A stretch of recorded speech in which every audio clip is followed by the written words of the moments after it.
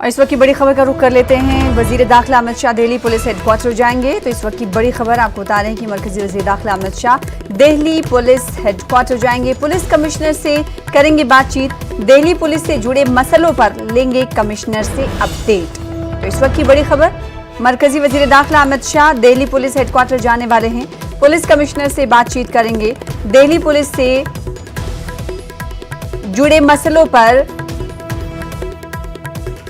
Update लेंगे।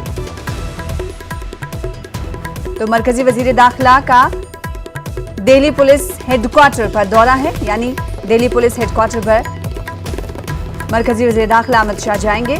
Police commissioner से बातचीत करेंगे। महकमे वजारत दाखिला के under he law and order आता है, लिहाजा मरकजी वजीर दाखिला अमित शाह आज दिल्ली पुलिस हेडक्वार्टर जा रहे हैं और पुलिस कमिश्नर से इस मौके पर बातचीत करेंगे। दिल्ली पुलिस से जुड़े मसलों पर कमिश्नर से अपडेट लेंगे।